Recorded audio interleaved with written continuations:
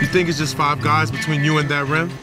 Try 500. Because for every guy you beat, there's 100 more out there with your same fire, working on your same moves, all trying to steal your glory. So if you want to be the one and only, and not just one of many, give that extra ounce. It might just be the one that all the others don't.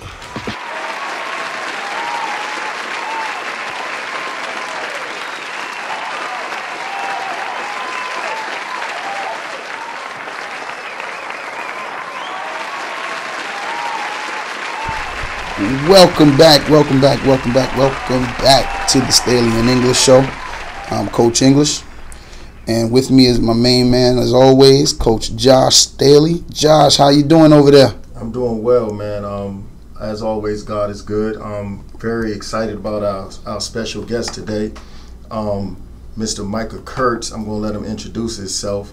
He's currently our strength coach at AC Florida High School, who I sincerely believe is the best in the business. I'm going to let him say a little bit, talk to us.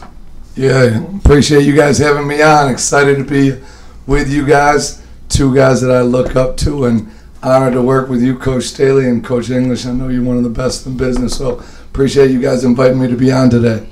Well, I got a question for you, Coach Kurtz. Like, how can I steal you from AC Florida? That's what I need to know. Because Josh has had you for way too long, and I need to steal you away. That's all I need to know. Hey, I'll tell you what. I mean, the longer you're in this business, the longer I've been in this business. I mean, it's all about who you work with. And one of the reasons that I've stayed at AC Florida for so long is because of great coaches that I get to work with. And so it's awesome to work with Coach Staley. But Coach Staley ever leaves and takes a college job, I'll be calling you up to see if you got a spot for me.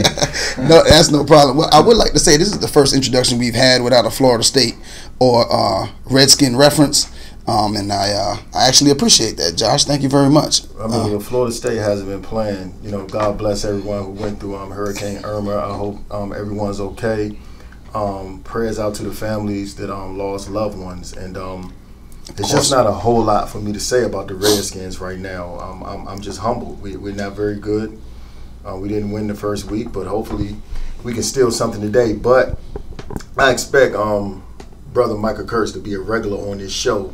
But I didn't know you had an ulterior motive to try to get my strength coach. All I did was ask a question. If that's the case. But all I did was ask a question. You know, that's a legitimate question. That's not a question, man. It sounds like a plot to me. That's how y'all. That was a legitimate question. That's how y'all up top guys are. See, here we go with that now. We always got to go back to the up top thing. I don't understand. Yeah, but let's do a little recap. Yeah, we had what we talked about last week. Last week we did program building. You know, building from the bottom up, making sure that your kids that you form a good base for your program. We also talked about playing time. One of the toughest things I think that a coach has to deal with. Etiquette from coaching, parents, and kids' standpoint. We also talked about transfer, what we call an epidemic of our day right now. And we also talked about social media and how kids and parents need to conduct themselves, as well as coaches, on social media.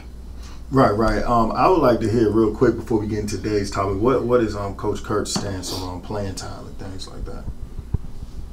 Playing time? I mean, a lot goes off of what you guys talked about last week. I mean, I was listening to your show, and it was awesome last week. And I mean, it's at the end of the day, it is on the kid to earn the coach's trust. And it's on the coach to earn the kid's trust, so that you develop a relationship so strong between the player and the coach that they can handle the truth.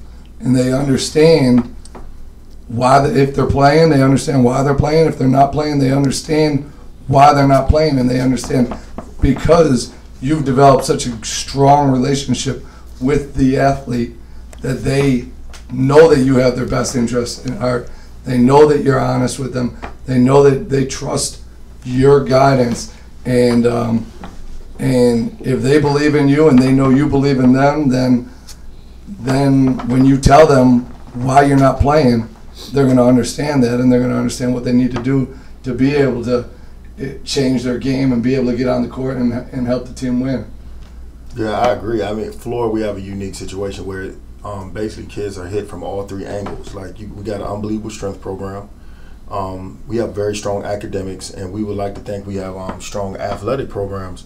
And so kids have the opportunity to get better from every angle. And like you said, they dictate whether they're on the floor or not. I don't know many suicidal coaches who will put their career on the line not playing the best players, not playing the guys who can put on the floor. But I just want to get your point on that before we got into today's topic. Yeah, and everybody, I mean, obviously, kids are going to be biased that they're better than they are, and their parents a lot of time are going to be biased. But I mean, it's on us as coaches to develop that trust and that relationship with those kids and those parents, so that they believe in you and they know that you want the best for them. Yes. So. See, that went back to something that Josh said last week. He said it's about being honest. It's about looking in the mirror and saying, okay, well, am I really doing everything I'm supposed to be doing? If I'm not that good, if I can't shoot, am I working on the ability to shoot? If I can't dribble, am I working on that ability to dribble? And I think that's where it gets lost. We talked about the fact that a lot of people can't reflect upon themselves and see the weaknesses that they have so that they can work forward. And that's I think that's a huge part of it, as well as and that would make the parent more honest, because if the kid goes, well, Ma, you know, I didn't go left when I was supposed to go right. I went left when I was supposed to go right. Or, you know, I don't feel comfortable with my ability to shoot. You know, I need to get better first, and then maybe I'll see the playing time. Now, the parent would take that in and go, either they'll change the child, try to change the child's mind about how they feel, or they'll embrace it. But I think they're more likely to embrace it if the child becomes more honest with themselves. Yeah, I think it's big. To bring it to a close, I think the hows have to be way more important than the whats. Like, I watch Coach Kurtz teach a kid how to do a hang clean, and yeah, the kid did it. He did what Coach Kurtz told him to do, but how did you do it? Did you do it with the mindset to get stronger? Did you do it with the vibe to really focus on, this is going to help me be a much more explosive athlete? Or you just did it because it was up on the board? You know, so the hows, it's not what you do, it's how you do it. And that's what a lot of people struggle with. They can say, well, I came to every workout, coach, so I did what I was supposed to do, but how did you do it? You know, did you kill every rep, or did you find yourself going 60% hard in the reps? But we're not gonna get into deep into that, because that's conversations that can go on forever. We only got layers. We only got a couple. We only got about 45 to an hour for this show. Right. So it's layers. But today's topic, I think is very important, because as coaches, you know, we always find ourselves playing a role of role models. So today's topic is, we're going to talk about role models in sports, towing the lines between coaching and winning. And I'm gonna open the floor up to you guys, man. Take turns on, like, how do you feel your role is as a role model as a coach? Well, first off, I think you gotta, what the behavior that you want your kids to emulate, you have to emulate. Whatever it is that you want your whatever you coach, whatever it is you want your kids to be. Do you want them to be positive members in society? Do you want them to be kids that value faith? Do you want them to be kids that grow up to value family? Whatever it is that you want, you know, do you want them to be good fathers? You know, Josh, the one thing about you that is huge is, shoot, your son stay in the gym with you. You know, no one can say that you're not around your kids, or your kids are not around you. My kids are at the gym every day. You know, they get off, they get picked up from daycare and they're straight to the gym with me. You know, so the kids, and then your kids develop relationships with your players, and they look up to your players, and your players feel a sense of, oh man, now I can't act a certain way because now I can't curse because Coach Son is over here. Right. You know, and that's showing them how to be a father, and you know, how to be. They don't know what's going on behind closed doors. They don't, but they see, what they see is you being a good father. You know what I mean? And they see. So I think that if you're doing it right, you don't really have to call the line between being a good mentor and winning, because something that was said to me when I first got the Denmark job was, you know what your first job is to do? And I said, yeah, coach, I got to win games. And I was having a conversation with Coach Gates, and he said, no. He said, your first job is to make sure that you produce great young men. He said, if you are working at everything you can do to create great young men first, then making sure they're graduating on time and are academically eligible to play on the next level, he said, winning will happen. And I've been trying my best to live that, you know, them not seeing, you know, everybody knows you live a personal life, but your kids shouldn't know you drink.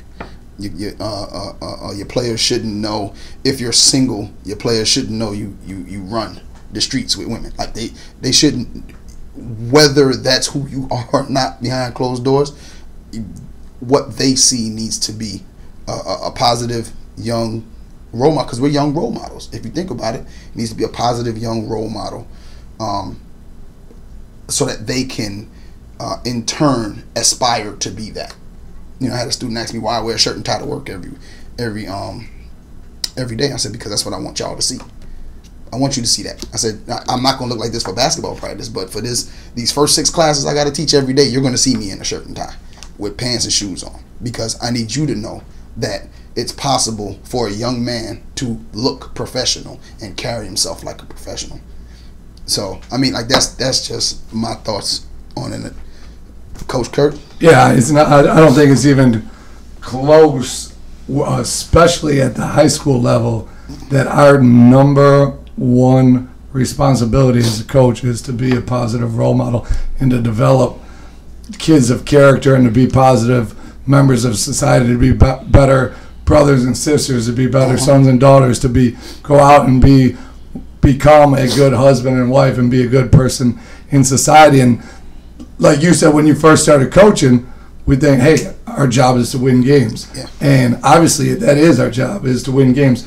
But the older I get and the more I've been coaching, the more I understand that the number one job is to be a positive role model and be a positive influence on these kids' lives. And I teach weight training class, strength and conditioning class to the majority of our athletes in school, and I tell them in our first time meeting every year, I'm like, this is the most important class that you're ever going to take in high school. It's not because I'm teaching it where I'm biased, because I say strength training is the most important, but there is no better breeding ground for being a success in life than through training and hard work and strength and conditioning, and then also through athletics. And so I take my job seriously, where I'm the strength coach. My job is to maximize their potential as athletes, but my job also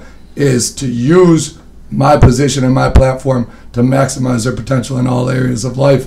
And that's my number one focus. And the longer I've been coaching, the more sense of responsibility I've felt for needing to be able to do that.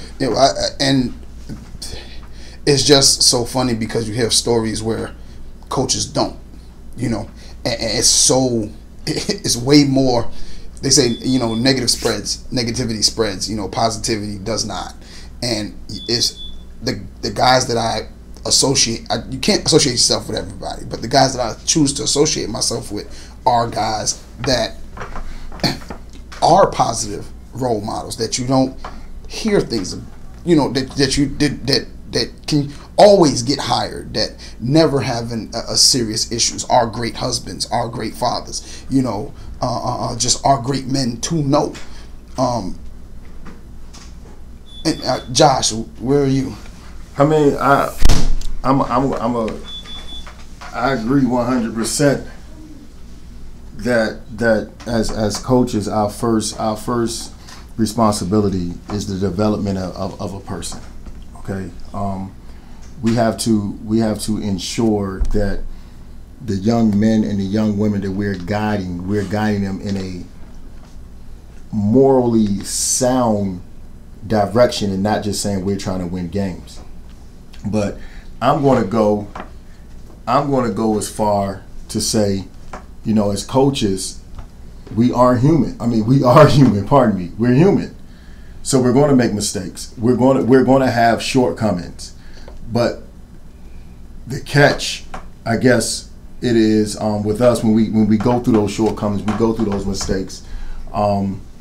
Like Coach Kurtz said earlier, we have to have such a strong relationship with the children and we coach and the parents that we deal with, that they have to know all of our efforts are still genuine and what's best for the kid, even through our mistakes.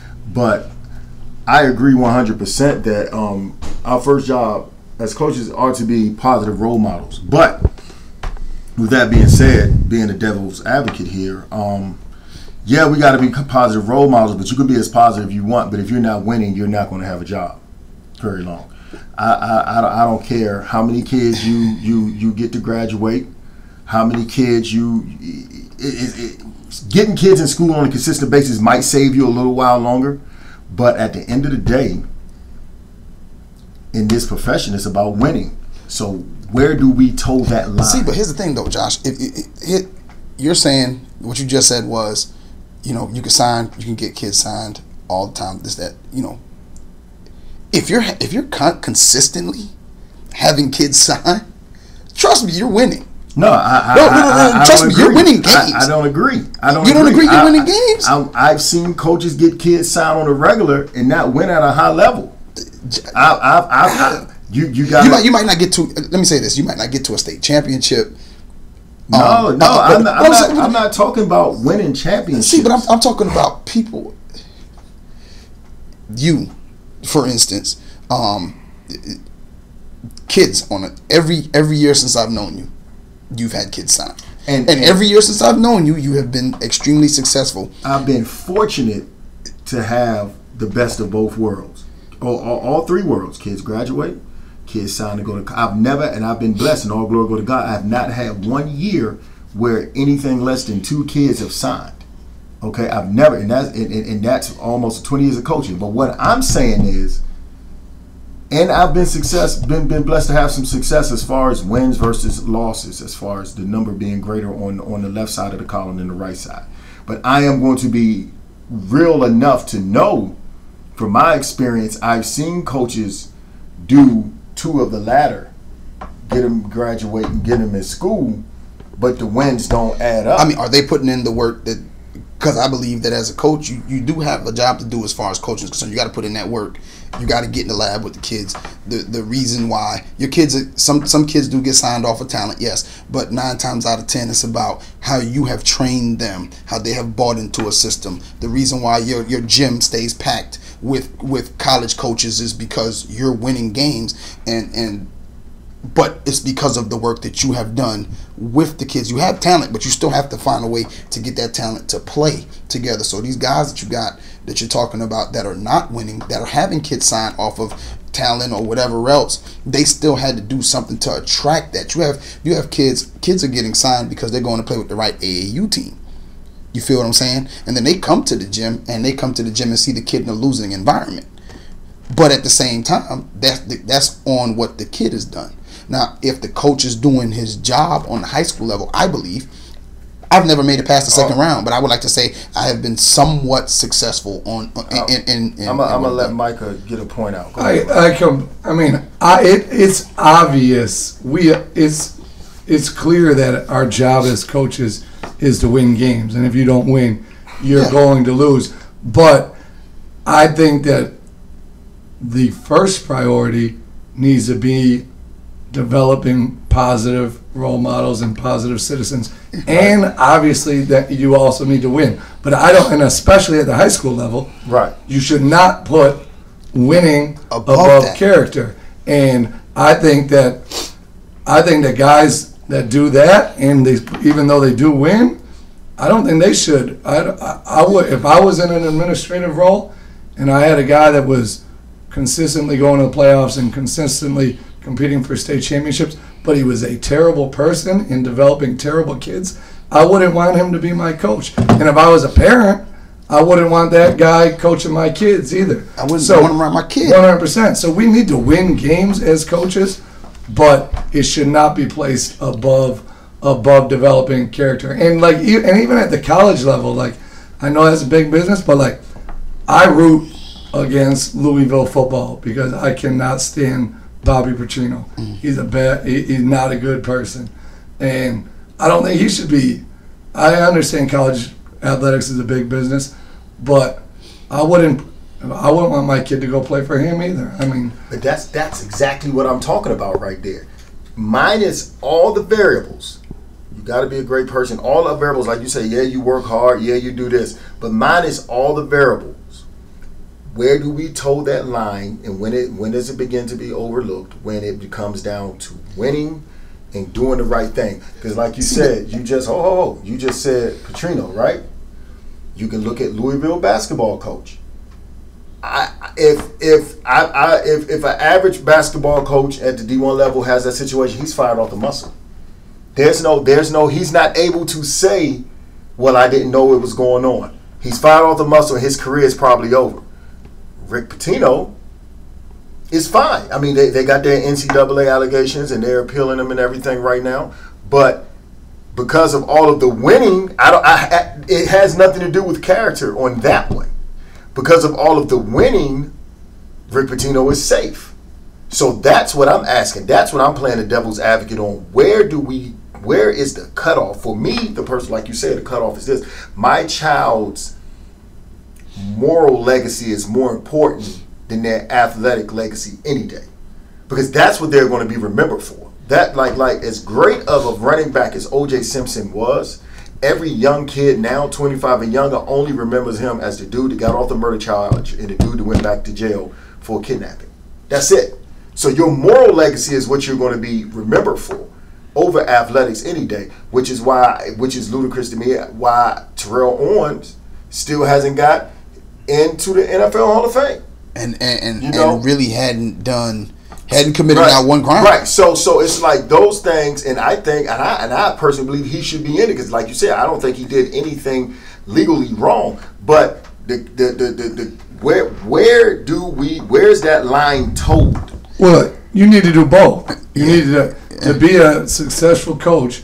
You need to develop kids to be positive role models, positive citizens, and you need to win. If you are only doing one, I don't think you are going to last as a coach.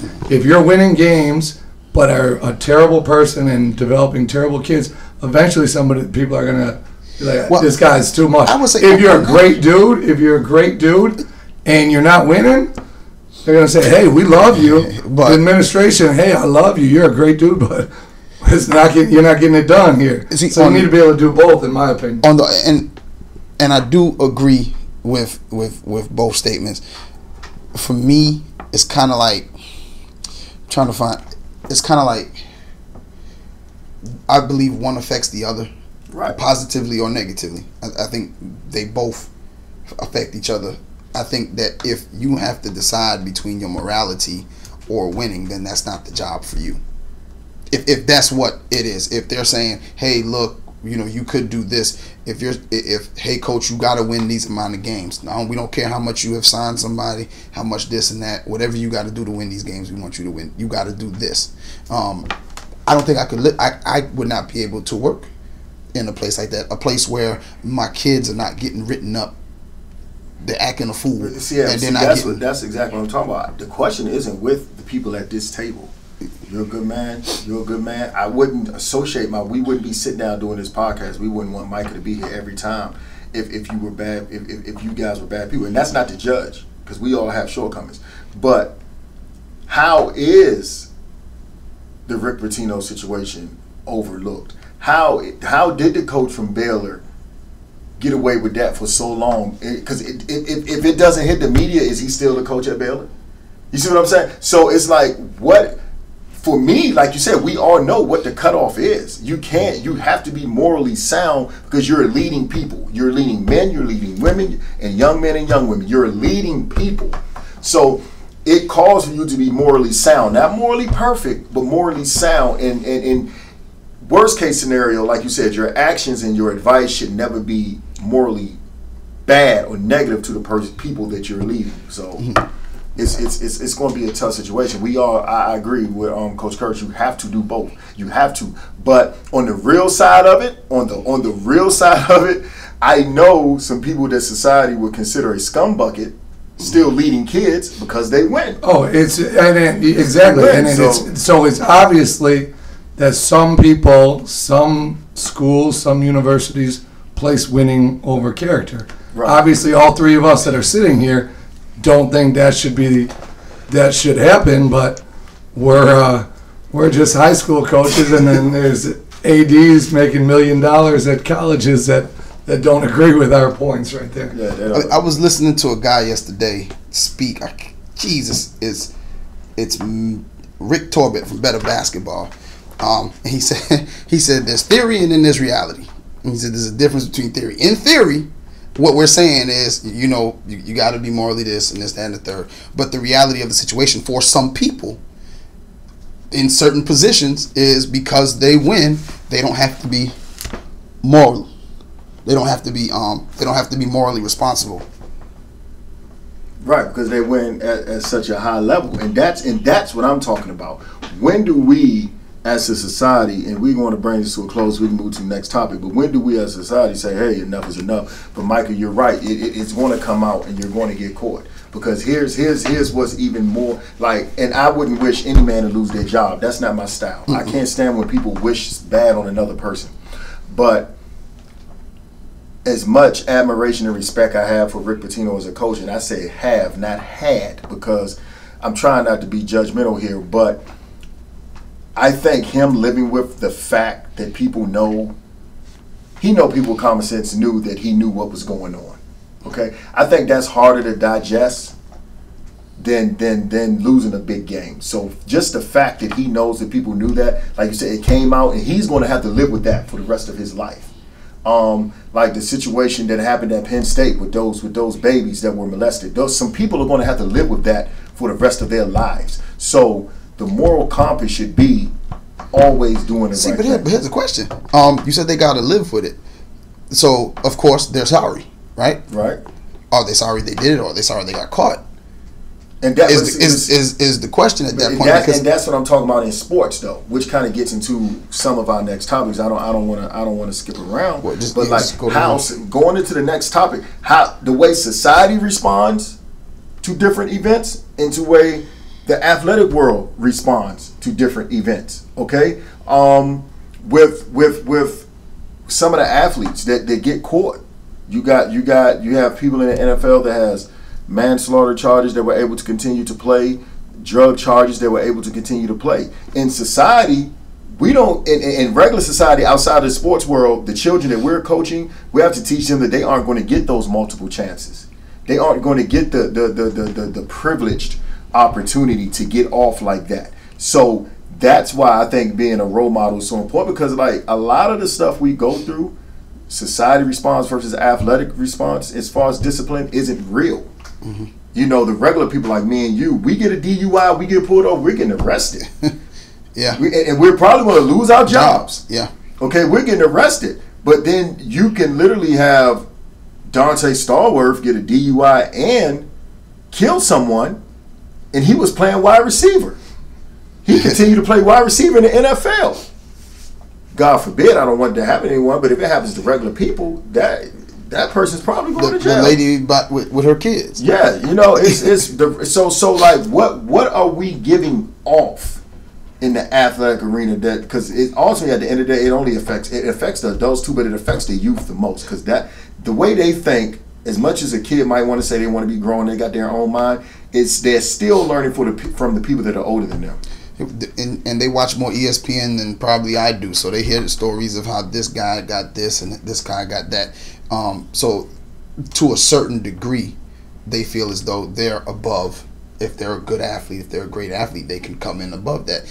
And to bring it back to high school, so y'all know I just got back off the road from Atlanta. I was at a coach's clinic, and one of the coaches out of Georgia was talking about the situation that happened over this high school in Georgia shortly before the state championship game, maybe 1 or 2 days. A kid got arrested in close proximity to the state championship. Probably about 2 days. The administration, whoever, helped him to get out, and he played in that game. So he got out of jail and was in practice the next day, played in the state championship. And that's where we kind of get a bad name in the sports arena. And that's what I'm saying. Where, to me, it should have been a reprimand, period. You talking about setting a standard for kids and having them learn these lessons that the NFL or superstars, they're superstars. Like, they can afford that lawyer that's going to put in whatever deposition got to be made and find the loophole. They can afford that. They can afford that $1 million an hour lawyer. Mm-hmm. Your mama can't afford that. You in high school, your mama can't afford that lawyer. So guess what you're going to get? You're going to get a public defender who has a heavy load, and you're gonna go to jail. I mean, so now Coach Kurtz, what do we learn from that though? Like you just said, I don't know who he's talking about, but a kid gets arrested right before the state championship game, and I don't want to know who he's talking about. He shouldn't play. And what? So what did that kid learn from that situation? That he can get away with stuff, and he got away with it then, and now he thinks he's 21, 22 years old. He gets in trouble again. If toe on the line and say, hey, even if I do get caught, I'll get out of it. No, you're not going to get out of it. Yeah. They let you go then, did not teach you any type of life lesson, and now it's going to catch up with you in the long run. And like we said, I mean, like Coach English, like you said, there's a difference between in theory and in reality. Yeah. And in theory, should those professional athletes that got caught, should they be punished the same as everybody else? Probably yes. But in reality, in this world that we live in, if you got money, you're going to have privilege, and that's reality. And you just got to understand that's what it is. It is what it is. We can't change that. All we can do is try and live right, so we don't get caught, because we know we don't have the money to get out of stuff like this. Pro athletes. Yeah, and that's the thing, man. It's like the way society responds. Like, because if that kid wasn't a great football player about to play for a state championship, I don't see anyone from the school going to get a regular kid that just goes to English, math, science, and arts every day to get them out of jail. They aren't going to do that. It would have been strictly up to the kid. So we have to be, as role models, we have to be very, very careful how we treat what we teach our kids. We have to give them the real, because everyone's not going to be Kevin Durant. Everyone's not going to be LeBron. And that's a lot of times, that's why I'm so high on LeBron, not because, he's the best, one of the greatest to ever walk the planet. And we can have a debate about that on the show one day too. But like, he's a role model. He is not perfect, but he is a role model. And our youth, not black kids, not white kids, all kids need to see people doing positive things like that, because the more positive energy we put into the world, the more positive things happen. So LeBron being a role model like that is big for me. So we have to continue to be great role models as coaches. Yeah, I mean, what you just said about possibly doing a show sometime on LeBron, I think is an unbelievable idea, because LeBron, for being famous since he was 13, 14 years old, and to have never been caught up in any type of scandal, any type of lawsuit, any type of arrest, is unbelievable. How just that man's character is unbelievable. With all the women that throw themselves at him, and he's never been caught up in anything like that. He's a great father, a great husband. And I mean, you can, like you said, I mean, I love the idea of a show on LeBron, because we debate every day about who's better. I mean, not me and Coach Staley. We have the same we have the same view, but our kids really about who's greater player all time, LeBron or MJ. Everybody always has it. But I'll say this: I think LeBron is going to make a much bigger impact on society than Michael Jordan. Yeah. LeBron stands up for social issues. LeBron's a great role model. Michael Jordan, I mean, he didn't take stands on societal issues or anything like that. Well, I just in that sense, I think also, Michael Jordan's agenda was a little bit. They're just two different people, and Michael Jordan's impact on basketball, I do think, as Michael Jordan's impact was on basketball, LeBron's impact is on society. I think 100%. They have two different. 100%. They have two different. Keep talking, because that goes into the next topic. Who can the kids look up to then? I mean, it's what professional athletes can they look up to? I mean, like, I'm gonna be honest. Like, my son's 4, and I've talked to him about the Colin Kaepernick situation. Mm-hmm. I let him watch certain things, and I think that we as parents have to kind of navigate that when they're young. Say, hey, this is what, because if they'll look up to whatever we look up to, if we're sitting there glorifying whatever we're going to glorify as kids, because I know Lord Edison, he comes and sits right. If I'm watching football, he'll come and sit right next to me. I know he's going to be a Giants fan. Why? Because Daddy always watches the Giants, so I know that's what he's going to be. So if they see me, whatever, be terrible for that child. Go ahead. Go ahead. Let's not start that. Let's not start that debate. But in that sense, I think that they can look up to the people like the LeBron James, people who actually say something when it's time for something to be said, who actually, they'll get on their social media and be positive and try to back whatever, so try to find a way to attack whatever social issue is available.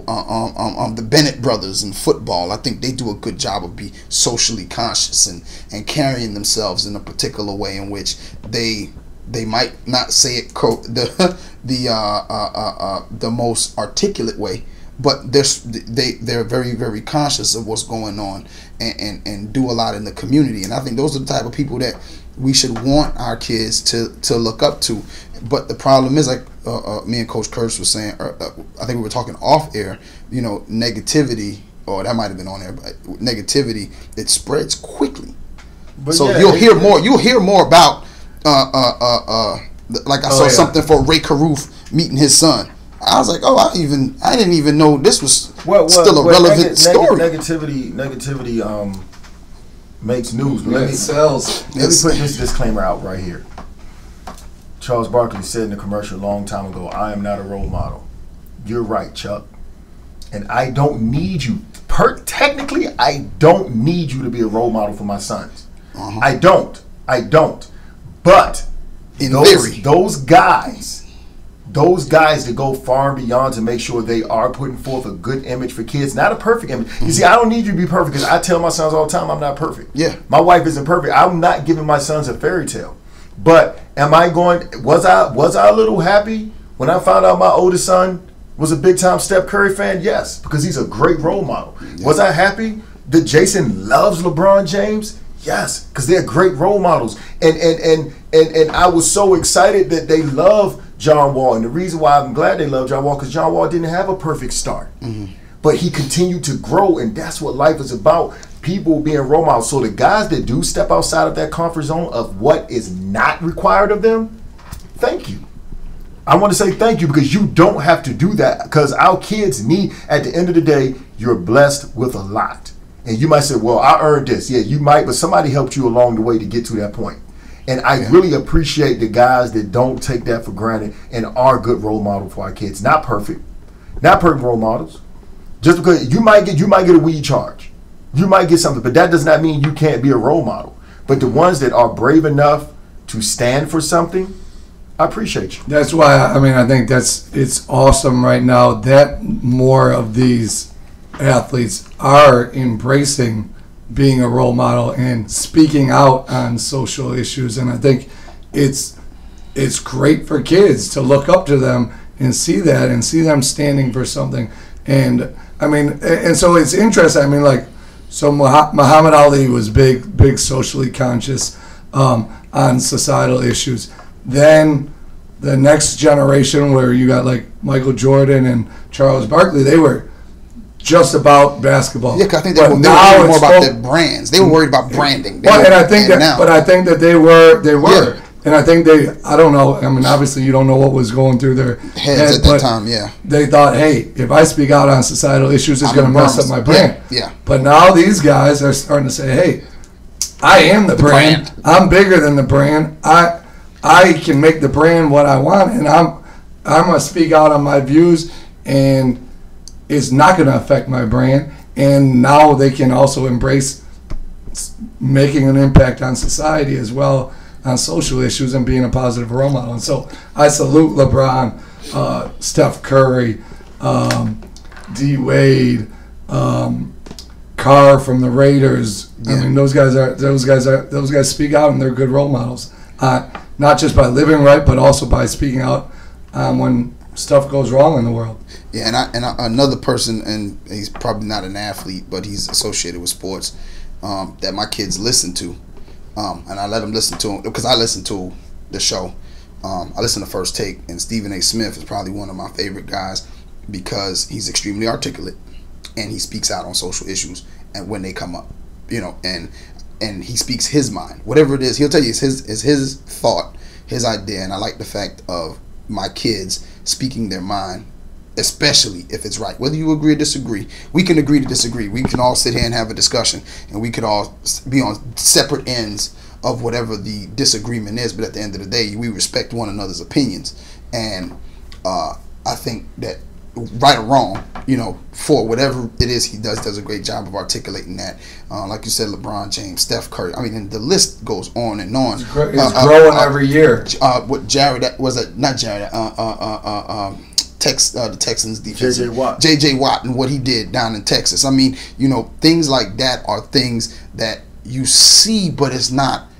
You hear about it, but it's not really that much glorified to the extent that it should be, because it's not newsworthy. It's not what should be a hot topic. A hot topic is Zeke and should he be suspended or not, and the fact that Zeke has not yet said I didn't do it. He's saying the process that they went by suspending me by is well, you didn't say you didn't do it. Exactly. And that's what, the news law, and I think the reason is that those are big topics is because really the majority of people like to see people fail. They'd rather see people fail than see them win.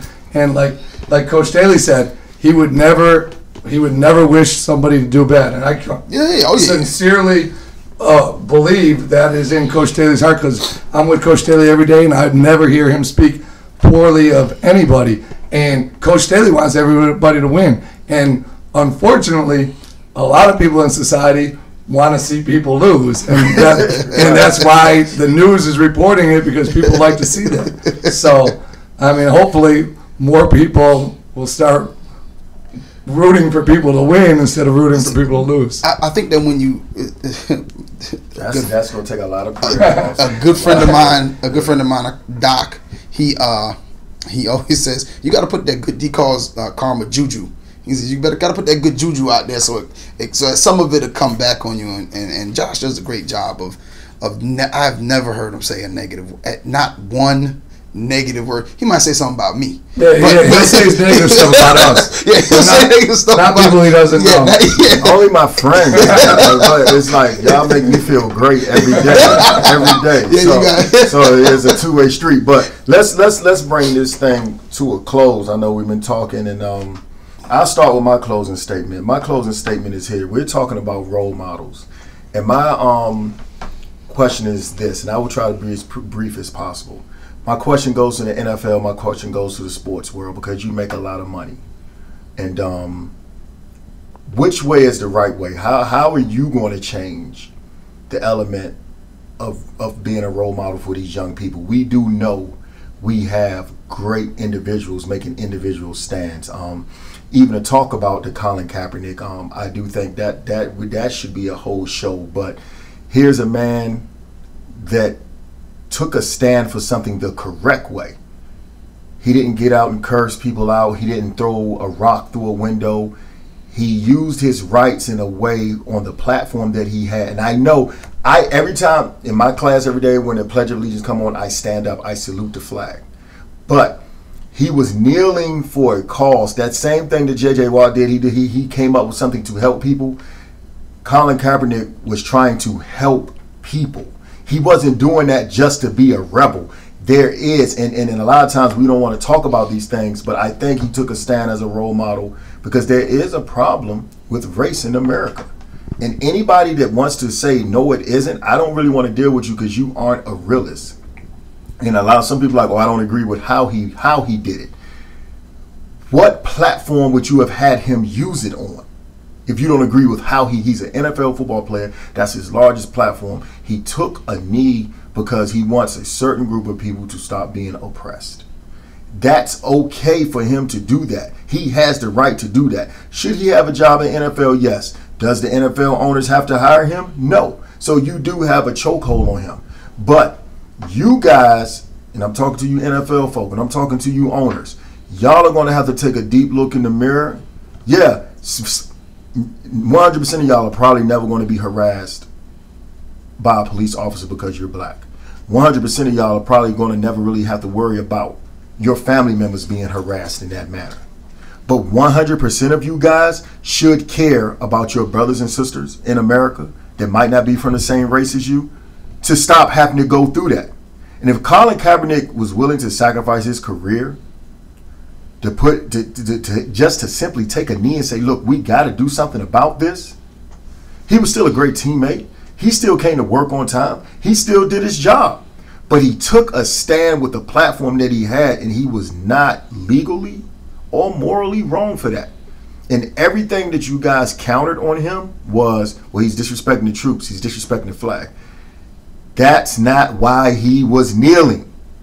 He was kneeling because he wants equity and equality and for social rights for all people in America, not just the majority. I'm not saying this to give this man a job because obviously it looks like he managed his money well and he's going to be okay. But I do hope he does get back in the NFL. But my question to you, NFL, is when are y'all going to start promoting role models for these young kids? Because if criminals, drug dealers, and murderers, I don't want to say murderers, but people that's taken someone else's life or even been on trial for a murder can come back and play, why can't this man who took a knee for people to get equality get a second chance? Shoot, add to that, perpetrators of domestic violence. I mean, you know, they had an opportunity to come back and have jobs, and I think that the wrong things. There's an issue in our society if a man who stands up for what he believes is condemned by his employers. You know, these people, and I don't want to continue this on Colin Kaepernick, but these people conspired amongst themselves to say no one is going to hire him. There's 30 NFL teams. What is it, 30? 32. 32 NFL teams, right? Something like that. So there's 62 quarterbacks. Let's say first and second string. You got 62 quarterbacks. I'm not even talk about third string or fourth string. Third string. You got 62 quarterbacks. Let's say 28 of those quarterbacks are better than Colin Kaepernick. That means he's still better than over 50% of the quarterbacks there. And you're not going to hire the man to do a job. I don't think he's not hired because of a no. I'm just saying performance. That's what I'm saying. That's my point. Is that you're not hiring him because you have made a decision about the NFL the NFL fans. You've made a decision for the NFL fans because you think it's going to hurt your bottom line. You think that it's going to be people that are going to boycott games because Colin Kaepernick has a job. And I think some people tried to start a boycott of the NFL. And the thing is, it's too many. It's too many. That's not going to work. It's just it's a good thought and good idea. Theory and reality. What are your thoughts? What are some of your final thoughts, Mike? Well, I mean, what both of you guys said was very eloquently spoken. It's 100% true. There is a racial problem in the U.S., in the world. It's sad. It's 2017, and it seems like it's getting worse and not getting better, which going back to the very beginning of the show, we talked about being positive role models, and I think that's another reason why our job is so important, to be positive role models and to develop kids of character, because look at AC Flora. AC Flora High School, we're about 50-50 white and black. We have kids that come from $1 million homes. We have kids that come from the projects. They're, on Coach Staley's basketball team, he's going to have kids that never would have spoken to each other in their life, except now they're on the same basketball team, and now they're getting to know each other. They're learning about each other's personalities, their cultures, and there's no other place in the world that can help slow down. I mean, racism I don't see ending anytime soon, but trying to make it better. There's no better place than in athletics and in sports, and that's why it's our job, and that's why I take the being a positive role model and developing kids of character extremely seriously, and that's why it's awesome to be able to work with Coach Staley, I know that is his number one goal, and he is an unbelievable role model. And I know just from knowing you, Coach English, over the last couple of years, you're an unbelievable guy. That's what we need in this world, is coaches that are teaching these character development, and hopefully, and again, like me and Coach English talked off the air about strength and conditioning, and his kids wanting to be able to throw 360 dunks down, and like, hey, why is it not happening right like that? It's a process, and racism is not going to just stop just like that. No. But we got to just continually try and teach and love and coach and develop kids 360 holistically about everything, and that's why I take my job so seriously, and I know that's what you guys are about, and I just hope there's more coaches out here like you guys. Yeah, man, and I think it's a very wholesome show. Hopefully Coach Kurtz agrees with us and becomes a regular. But we'll make this the final statement. Let me break it down for you right here, in case for some of y'all people that don't understand why Colin Kaepernick was taking the knee, because most people still think, oh, y'all still have the same rights. And if you don't know, I don't have a problem with talking about race, because I'm not a racist. And if you don't know by now, Micah Kurtz is white and I'm black, and we talk about issues all the time. And he's become one of my closest friends, okay? Because we're transparent, and if there is a question, we don't have a problem with talking to each other about it. But let me say, if you look at the last couple of my tweets, I put a hashtag, something. It's hashtags for everything, but this hashtag for me, I put beating 355. And I put it on a few of my last couple of tweets on the hashtag. And if you put, and people might say, well, what does beating 355 mean? Well, I'm going to tell you what beating 355 means. The slave trade in America for African Americans started in 1619. Slavery ended in 1865. That's just about 246 years. Okay, 245 years. Okay.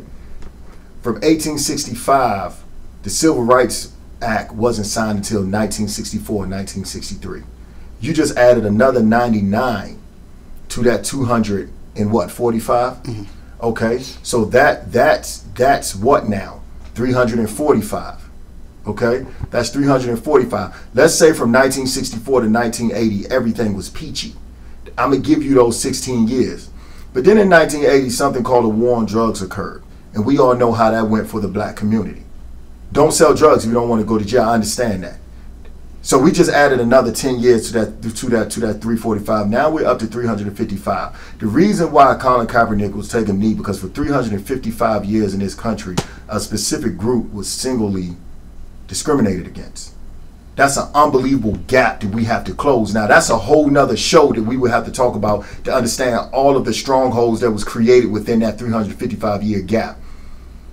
So I'm giving you the 16 years I just said, from 64 to 80, and from 1990, let's say everything was peachy, to 2017. That's only 43 years. You're saying that it was equal?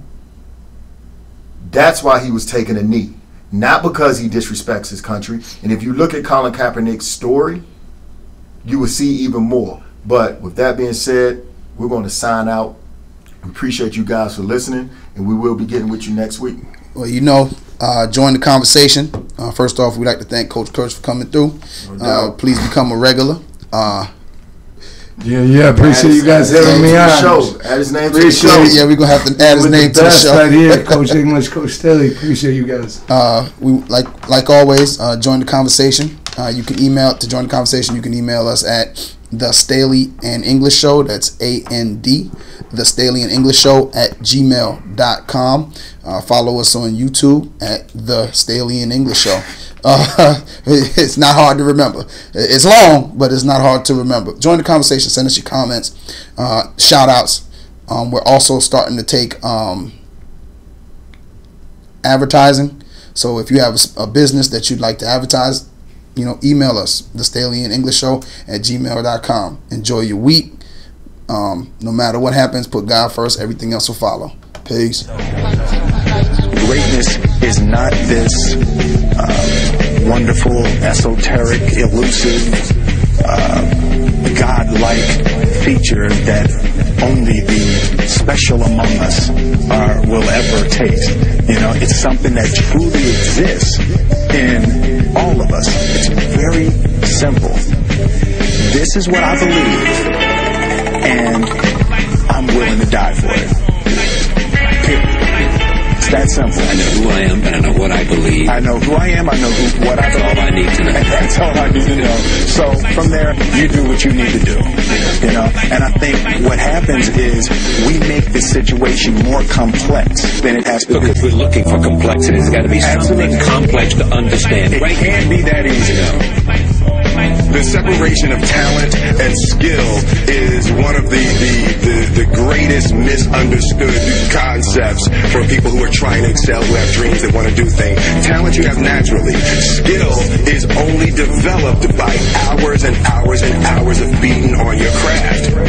I think that there's a certain delusional quality that all successful people have to have.